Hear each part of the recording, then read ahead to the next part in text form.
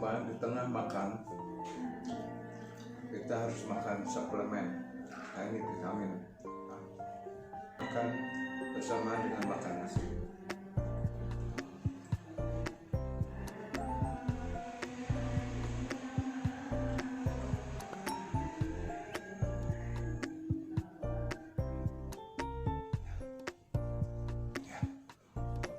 Selesai, kita akan berangkat menuju Jampang Kulon. Saudara, saya sekarang berangkat dari Kampung Cisande, Cijalingan, menuju Jampang Kulon. Kita menikmati perjalanan dengan santai saja. Saya sekarang sudah sampai di pertigaan Cibadak menuju arah Pelabuhan Ratu. Suasana jalan ramai, lancar, dan seakan tidak terasa lagi masa pandemi. Suasana seperti biasa, dan hari ini hari Minggu, tentu perjalanan menuju Pelabuhan Ratu sangat ramai, di mana lalu lalang orang bahkan beriringan, baik kendaraan roda 2, roda 4 menuju arah Pelabuhan Ratu.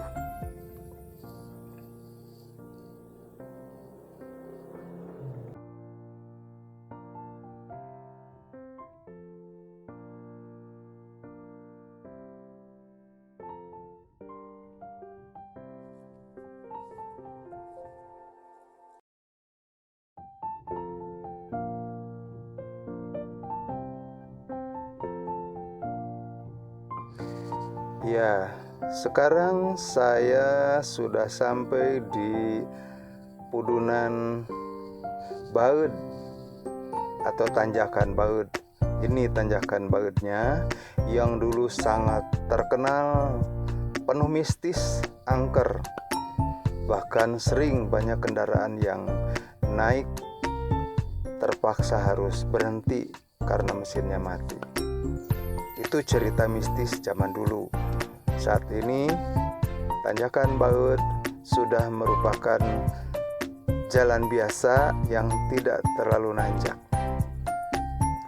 Perjalanan ini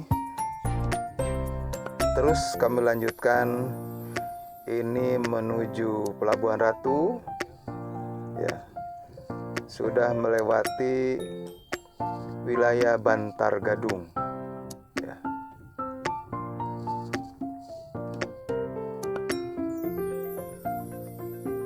Sehingga tinggal beberapa kilometer lagi kemungkinan tiba di wilayah Pelabuhan Ratu. Nah, ini kita sudah sampai Desa Jayanti, yang mana jalan yang lurus di sini arah ke Pelabuhan Ratu, dan jalan yang ke kiri ini arah ke Jampang Kulon. Saya mengambil jalan ke arah Jampang Kulon. Nah, dari kejauhan sudah nampak ini jembatan Cimandiri, yang di sebelah kirinya ada jembatan kuning.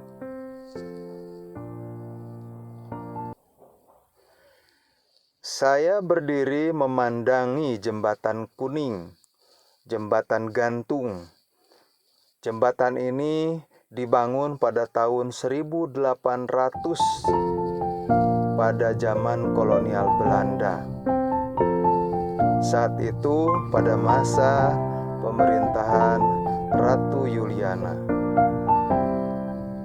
Sangat disayangkan, jembatan yang penuh historis ini kondisinya sekarang sudah tampak rusak.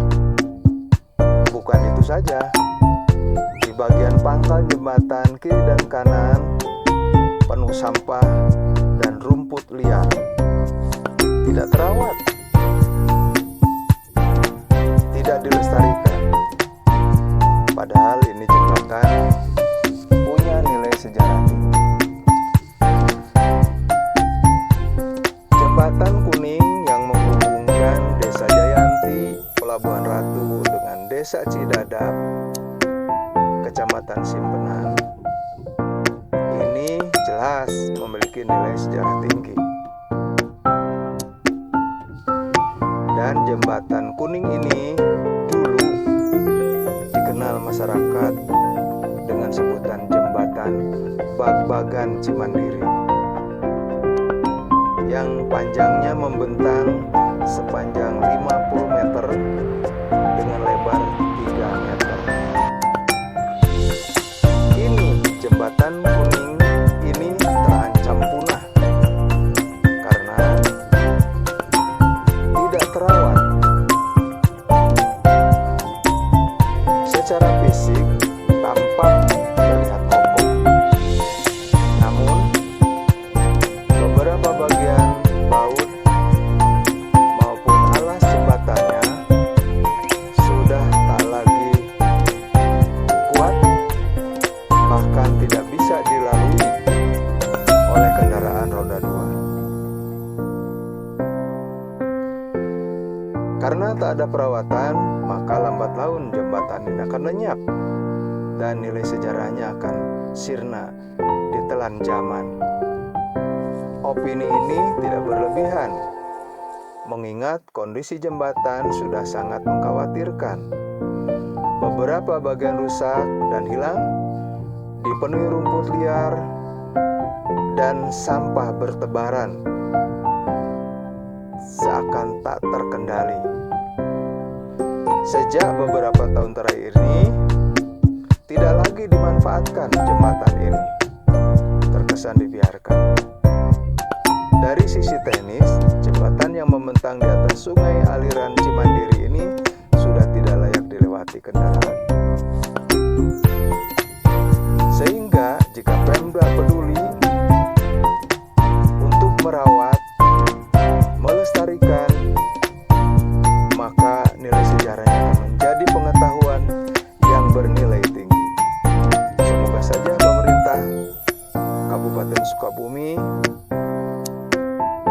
tertarik atau terketuk setidaknya untuk melakukan pemeliharaan. Jika jembatan itu dipelihara, bukan tidak mungkin akan mendatangkan devisa, karena akan menjadi objek wisata yang menarik untuk swafoto. Oke pemirsa, saya sekarang melanjutkan perjalanan ke arah Jampang Kulon dengan perjalanan kurang lebih hampir 1,5 jam. Namun di perjalanan kita akan rehat dulu, akan beristirahat sejenak untuk melepas lelah.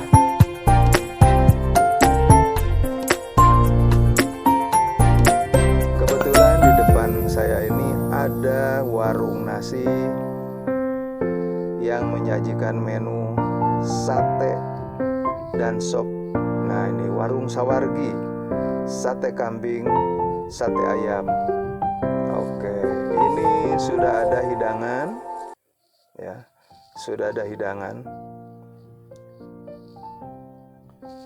yang akan kita nikmati sejenak. Ya. Ini ada satenya, ini nasinya, nasi pulen.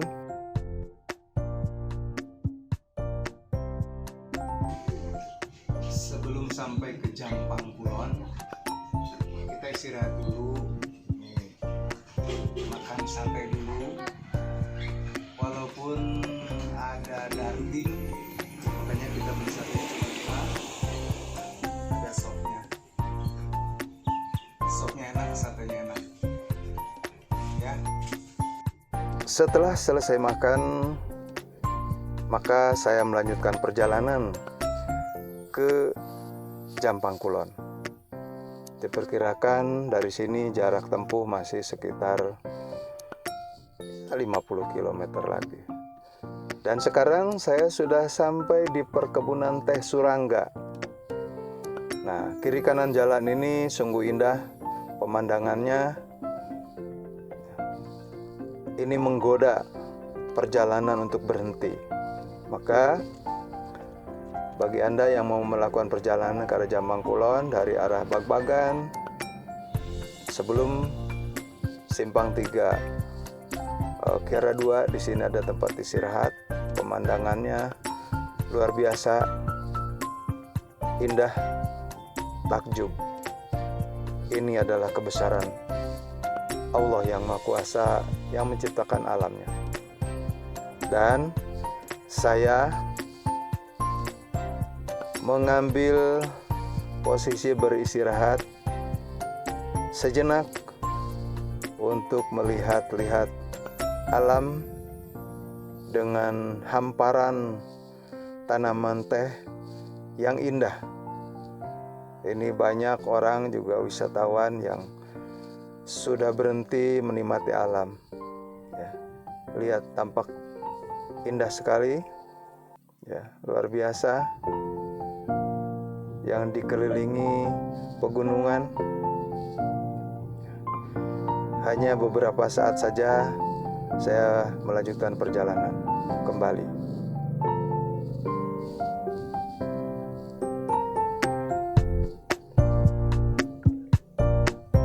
Oke, sekarang saya sudah tiba jelang pertigaan Simpang Kiara 2. Sudah masuk sebetulnya ini wilayah Pajampangan.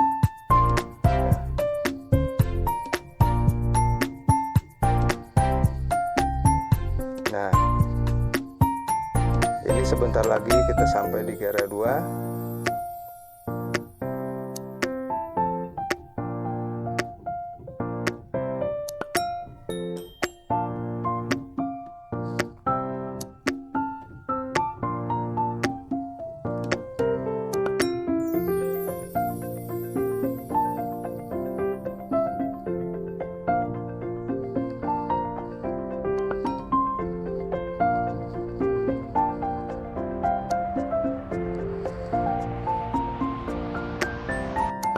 Dan ini Kiara 2. Ya, sebelah kiri ada kantor polisi, Polsek Simpenan. Kita akan ngambil jalur ke arah kanan. Ya, ke arah kanan. Ini perjalanan dari sini masih lumayan jauh, sekitar setengah jam perjalanan sampai di sana. Kita meninggalkan persimpangan Kiara 2. Kemudian sebentar lagi kita akan masuk yang dulu dikenal Leuweung Pasir Piring. Konon dulu Leuweung Pasir Piring ini sangat angker, banyak binatang buasnya, bahkan penuh mistis. Juga banyak begalnya. Itu zaman dulu ceritanya. Tapi pohon-pohonan lebat yang dulu sangat besar dan tinggi itu habis ditebang dengan kegiatan illegal logging pada masa reformasi. Hebatnya, ketika penebangan liar waktu itu, tidak satupun masyarakat bereaksi.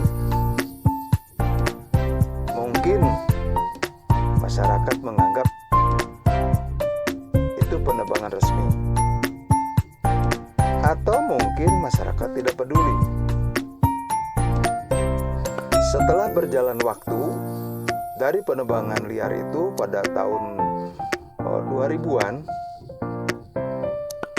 maka Sekitar 7 sampai 10 tahun kemudian setelah penebangan baru terasa dampaknya, terjadi kekeringan untuk wilayah Jampang Kulon. Nah, ini kita sudah masuk di simpang Geopark ke arah kanan, Ciwaluran. Nah, ini Waluran ya. Kita sudah sampai di Waluran. Oke, kembali ke sejarah tadi bahwa sampai hari ini orang Jampang Kulon, Waluran, Cimangu, Cimahpar, kemudian bahkan sampai Cibitung, Surade menjerit karena kekeringan. Tidak ada hujan, apalagi kering kerontang. Ada hujan sebentar, air habis. Maka aktivis Jampang Kulon melakukan aksi menanam kembali pohon-pohon yang ada di hutan Pasir Piring, termasuk di Puncak Bulu. Karena pegunungan di Puncak Bulu maupun Pasir Piring itu gundul, dengan harapan kedepannya akan tersedia lagi sumber air yang bisa menghidupi lahan pertanian maupun masyarakat Pajampangan. Oke, kita lewat dengan sejarah tadi, dengan peristiwa illegal logging. Saya sekarang sudah sampai daerah Galumpit ya. Nah, ini daerah Galumpit. Galumpit itu daerah sebelum Cikarang atau sebelum Jampang Kulon. Oke, kita perjalanan lanjutkan menuju Jampang Kulon yang dari sini jaraknya sekitar 1,5 atau 2 kilometer lagi. Ya, sekarang saya sudah sampai di Kampung Cikarang atau Neglasari ya. Oke, Neglasari. Kita akan, nah ini sampai saya di masjid cukup megah yang ada di Jampang Kulon. Saya akan masuk ke masjid ini, namanya Masjid Jami An-Nur. Masjid Jami An-Nur. Masjid ini dibangun untuk mengendang Ayahanda Raden Haji Nani Marjuwaeni dan Ibunda Raden Hajah Rukoyah. Semoga masjid ini bermanfaat bagi Desa Tanjung dan Jampang Kulon serta umat muslim pada umumnya. Semoga masjid ini diberkahi dan diridhoi oleh Allah Subhanahu wa taala. Amin ya Allah ya rabbal alamin. Diresmikan hari Sabtu 9 Zulhijjah 1432 Hijriah bertepatan dengan 5 November tahun 2011. Hajah Nursari Ahmad Nurhani.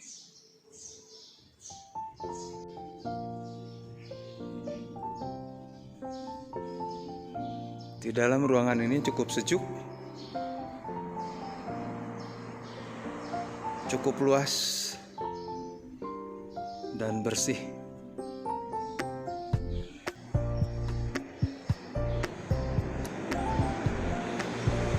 Saya turut berdoa, semoga saja amal baik yang membangun masjid ini akan terus mengalir, menjadi penolong di yaumal akhir.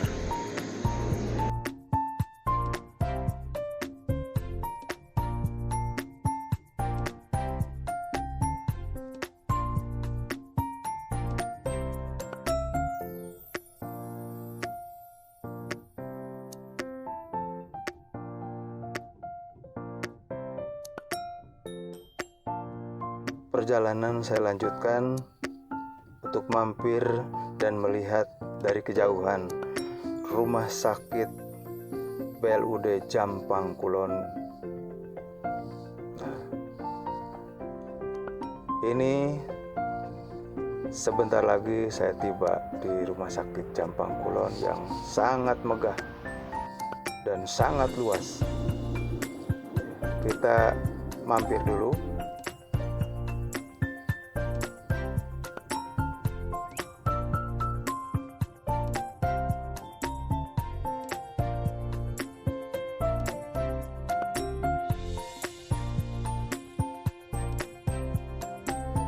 Ketika memandang bangunan Rumah Sakit BLUD Jampang Kulon, saya merasa kagum karena pada tahun 70 ketika saya masih duduk di SMP 1 Jampang Kulon, rumah sakit ini bangunannya kecil, layaknya sekarang seperti puskesmas, namun kini nampak megah dan luas bangunannya menyebar ke kiri, ke kanan, dan ke belakang. Masyarakat Jampang Kulon yang ingin berobat tidak lagi harus pergi ke kota, ke Sukabumi yang jaraknya sekitar 100 km. Namun mereka cukup berobat di rumah sakit ini karena fasilitasnya sudah sangat lengkap. Bahkan termasuk operasi bedah untuk pasien. Lengkap di sini. Nah, saya sekarang setelah sebentar melihat-lihat dari jauh tentang Rumah Sakit Jampang Kulon, saya melanjutkan perjalanan. Ini kita sudah masuk kota Jampang Kulon, tepatnya di Kampung Cibarusa. Nah, ini di samping kanan saya ada kantor kecamatan. Ya, ini kantor kecamatan. Dan hanya beberapa meter lagi kita akan sampai di jantung kota Jampang Kulon, yaitu alun-alun Jampang Kulon. Kota Jampang Kulon memang tidak terlalu besar, tapi cukup asri.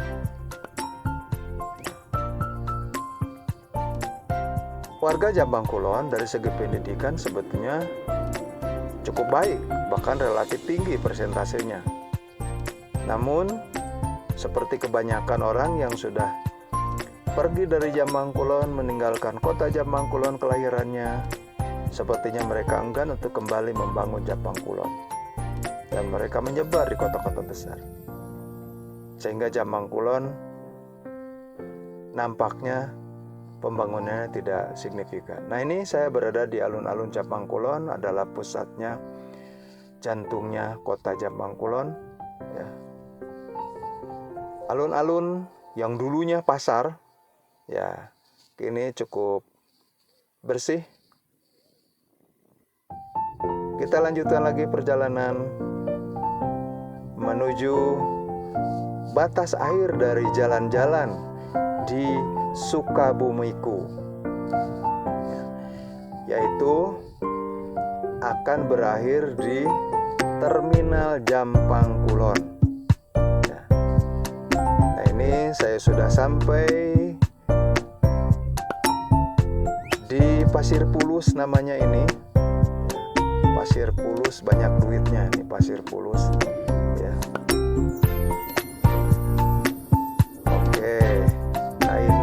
Sebelah kanan ada Terminal Jampang Kulon. Terminal ini tampak dari luar tidak terlalu indah, tidak terlalu megah. Bahkan